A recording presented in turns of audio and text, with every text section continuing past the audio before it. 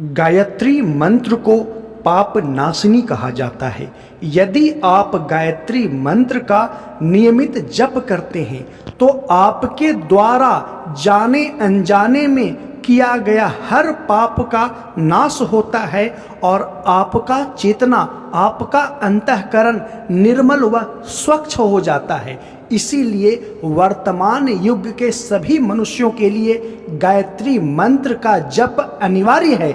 चाहे वो स्त्री हो या पुरुष हो, सभी लोग मनोवैज्ञानिक तरीके से गायत्री मंत्र का जप करें, तभी उनके जीवन में जो भी जाने अनजाने में पाप हुआ है वह नाश होगा, वह पाप धुल जाएगा। आपकी चेतना, आपका अंतःकरण निर्मल व स्वच्छ हो जाएगा। तो अब आपके सामने एक सवाल उठेगा कि आखिर पाप क्या है।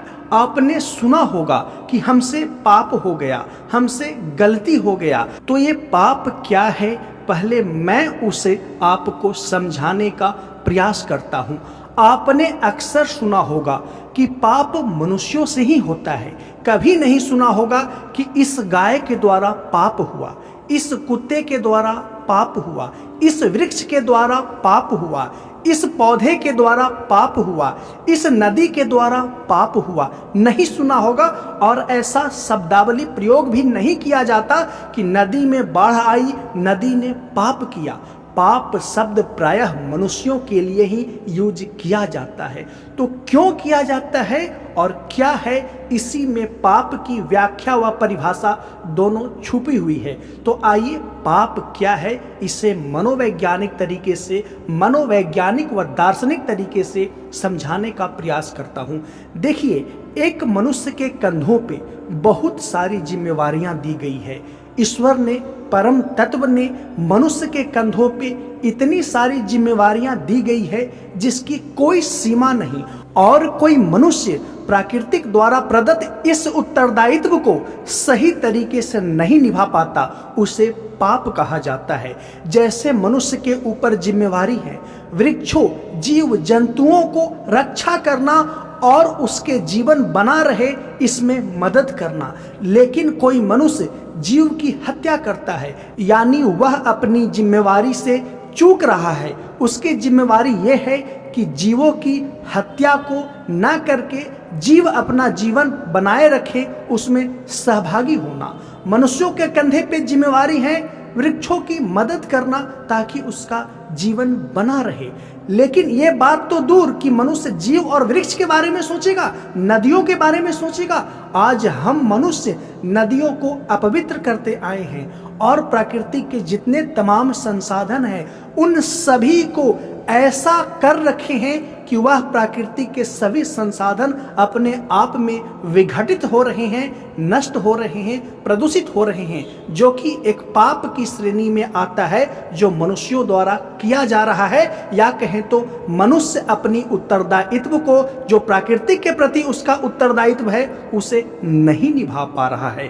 अब आते हैं इसके आगे कि मनुष्य को जीव, वनस्पति, नदी, झरना, पौधे, पेड़, जितने भी आपके आसपास चीजें दिख रही है उन सभी के प्रति मनुष्य के कंधों पे जिम्मेवारियां दी गई है। तो इन सारी जिम्मेवारियां तो दूर की बात है, मनुष्य अपने माँ पिता के प्रति जो जिम्मेवारियां होती है वो भी नहीं निभा पा रहा है। मनुष्य अपने परिवार जनों के प्रति जो जिम्मेवारियां होती है वो भी नहीं निभा पा रहा है। मनुष्य को मनुष्य के प्रति जो जिम्मेवारियां होती है वो भी वर्तमान समय के मनुष्य निभा पाने में असफल हो रहे हैं। मनुष्य अपने स्वार्थ के प्रभाव में आकर के सिर्फ अपनी शरीर और मन की चिंता करता है और इसी चिंता को प्रेरणा मानकर सभी चीजों के प्रति अपनी जिम्मेवारियों को भूल जाता है और उसके बाद मनुष्य जो भी हरकत करता है उसे पाप कहा जाता है। तो एक बार आप अपने अंदर झांकिए और देखिए कि आप कितना पुण्य करते हैं।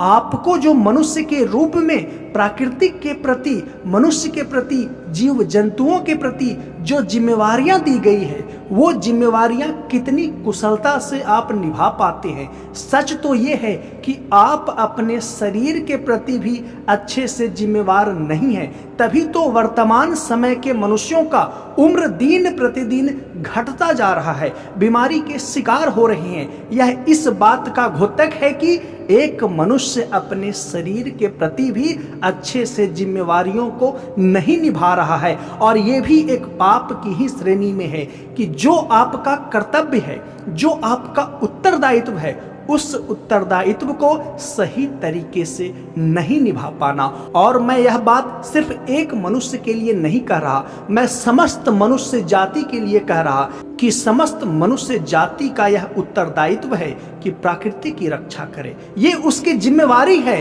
प्राकृतिक द्वारा, ईश्वर द्वारा मनुष्य के कंधों पे जिम्मेवारी दी गई है, लेकिन मनुष्य इस जिम्मेवारी से चूक रहा है। चलो ठीक है, आप प्रकृति के प्रति, पौधों के प्रति, जीव जंतु के प्रति अपनी उत्तरदायित्व को भूल जाते हैं, लेकिन आप अपने शरीर और मन के प्रति तो उत्तरदायित्व को निभाएं, ताकि आपका शरीर व मन सुरक्षित व शांत रहे। लेकिन मनुष्य इससे भी चूक रहा है, तो पाएंगे कि एक मनुष्य पग पग पे पाप कर रहा है, पग पग पे अपनी उत्तरदायित्व को भूल रहा है। और यह बात सभी मनुष्यों पे समान रूप से लागू होता है। ऐसा ना कि आप मेरी वीडियो को देख रहे हैं तो आप अपने पे बात ले लें कि सिर्फ मेरे बारे में कहा जा रहा है कि मैं सबकी जिम्मेवारी लूं, मैं अपनी पड़ोसियों की जिम्मेवारी लूं, मैं अपने परिवार का भी जिम्मेवारी लूं, मैं पेड़ पौधे पशु पक्षियों का भी जिम्मेवारी लूं। नहीं, आपके पड़ोसी को भी आपकी जिम्मेवारी लेनी है, और आपके पड़ोसी के पड़ोसी को भी आपकी जिम्मेवारी लेनी है। यानी एक दूसरे के हाथों को थाम करके मनुष्य के साथ साथ प्रकृति की भी रक्षा करना हम मनुष्यों की जिम्मेवारी है, क्योंकि हम मनुष्य के रूप में सिर्फ एक जैविक इकाई नहीं है, हम मनुष्य के रूप में एक ईश्वर का अंश है। अन्य जीवों की तुलना में मनुष्य में ईश्वरत्व काफी बेहतर तरीके से झलकता है। मनुष्य की चेतना का विकास इस तरह से हुआ है कि मनुष्य ईश्वर के करीब सबसे ज्यादा है अन्य जीवों की तुलना में, इसीलिए मनुष्य मोक्ष का भागीदार होता है। कभी अन्य पशु पक्षी के बारे में आपने नहीं सुना होगा, सुना भी होगा तो अपवाद स्वरूप कि वह पशु योनि में ही मोक्ष प्राप्त कर गया, वह अपवाद स्वरूप सुना होगा। लेकिन प्रायः सामान्य स्थिति में मनुष्य मोक्ष का भागीदार है, क्योंकि मनुष्य की चेतना, मनुष्य का शरीर, मनुष्य का मन ईश्वर के काफी करीब है।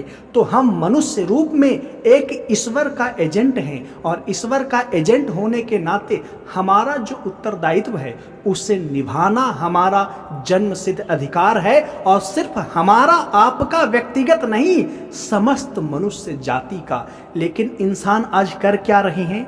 अपने घर में, आस पास पड़ोस में एक दूसरे को मान सम्मान, आर्थिक और सामाजिक रूप से शोषण करने में लगा है, हर तरीके से एक दूसरे को अपमान कर रहा है। तो यह पाप कर रहे हैं। आप हर स्तर पे अपनी उत्तरदायित्व को भूल रहे हैं, और मनुष्य एक दूसरे के साथ मिलकर के पाप कर रहा है। और वर्तमान युग में, या कहें तो कलयुग में, मनुष्य मन, वचन और कर्म तीनों स्तर पे पाप पूर्ण हरकतें कर रहा है, और इतना ज़्यादा मनुष्य पाप उठा रहा है जिसकी कोई सीमा नहीं। और इसी पाप को धोने के लिए गायत्री मंत्र है। जब आप गायत्री मंत्र का जप करेंगे तो आपकी चेतना में एक सकारात्मक ऊर्जा का प्रभाव आएगा, जिससे आपके अंदर कल्याणकारी भावना का उदय होना प्रारंभ हो जाएगा। आप स्वतः स्वयं के प्रति, अन्य मनुष्यों के प्रति, अन्य जीवों के प्रति, समस्त सृष्टि के प्रति उत्तरदायित्व से, जिम्मेवारी से भर जाएंगी। और गायत्री मंत्र का भावार्थ भी यही है कि हे परमात्मा, हमारे अंदर उस परम बुद्धि को जागृत करें और मेरे जीवन को सन्मार्ग पे ले चले। तो इस मंत्र के जप से आपके अंदर जितने भी पाप हैं वो धुलेंगे, और पाप धुलने के साथ साथ आप आगे पाप करने योग्य नहीं रह पाएंगे, क्योंकि यह मंत्र आपके अंदर कल्याणकारी भावना को जगा देगा, जिससे प्रेरित होकर के आप प्रकृति के प्रति, अन्य मनुष्यों के प्रति, अपने परिजनों के प्रति कल्याणकारी दृष्टिकोण रखने लगेंगे, दया भावना करुणा की दृष्टिकोण रखने लगेंगे, जिससे आगे आप पाप करने से प्राकृतिक तरीके से अपने आप बिना किसी प्रयत्न के बचेंगे। क्योंकि मंत्र जप से, क्योंकि गायत्री मंत्र जप से आपकी चेतना का इस स्तर का विकास हो चुका है कि आप चीजों को समग्र रूप में देख पा रहे हैं, ना कि एक हिस्से के रूप में, एक पार्ट के रूप में। आप एज ए होल परसेप्ट कर रहे हैं चीजों को। तो आई होप कि समझ पाए होंगे कि गायत्री मंत्र जप से पाप क्यों धुलता है, कैसे धुलता है, पाप क्या है। एक डीप साइको फिलॉसफिकल वीडियो यह था। मिलते हैं नेक्स्ट वीडियो में। वीडियो को देखने के लिए धन्यवाद।